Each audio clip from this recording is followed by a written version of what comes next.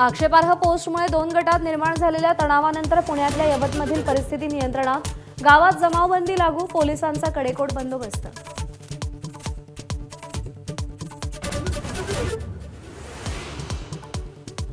उपमुख्यमंत्री अजित पवारांचाच रायगड दौरा, अनेक मोठे नेते थोड्याच वेळात राष्ट्रवादीत प्रवेश करणार, एकनाथ शिंदे आणि भरत गोगावलेंना धक्का।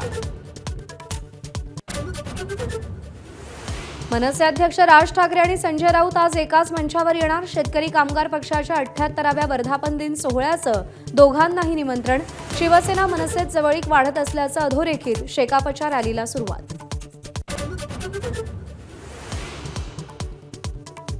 रोहिणी खडसे शरद पवारांच्या भेटीला, पती प्रांजल खेवलकरांच्या अटकेनंतर पहिल्यांदाच भेट घेणार, पतीच्या अटक प्रकरणानंतर भेटीला महत्त्व, संभाजी ब्रिगेडचे प्रवीण गायकवाडही गोविंद बागेत।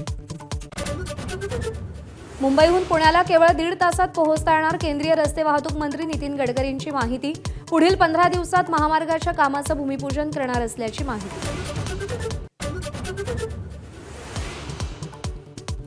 2024च्या पश्चिम बंगाल स्फोटातील आरोपीला नाशिकमधून अटक, एनआयएची पोलिसांच्या मदतीनं कारवाई, आरोपी 7 ते 9 महिने वेषांतर करून नाशिकमध्ये राहत असल्याचं समोर।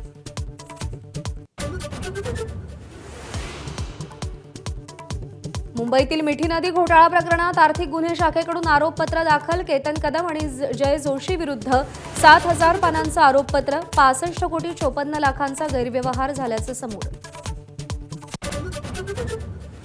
तुळजापुरातील भवानीची तलवार गहाळ झाल्याचा आरोप, पुजाऱ्यांचा द्रविड शास्त्रींवर आरोप, तर मंदिर प्रशासनाची सावध प्रतिक्रिया। कोल्हापूरच्या महादेवी हत्तीणीला परत आणण्यासाठीच्या स्वाक्षरी मोहिमेला 2 लाखाहून अधिक जणांचा पाठिंबा, राष्ट्रपतींना साकडं घालणार।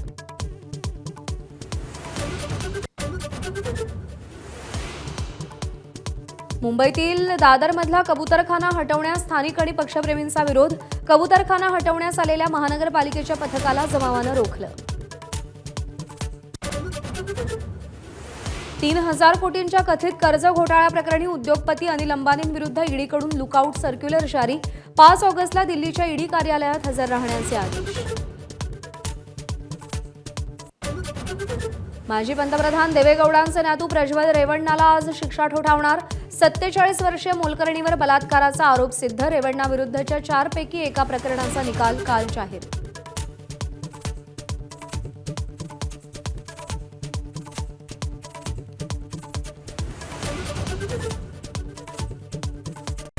हेडलाइन्स। एबीपी माझा, उघडा डोळे बघा नीट।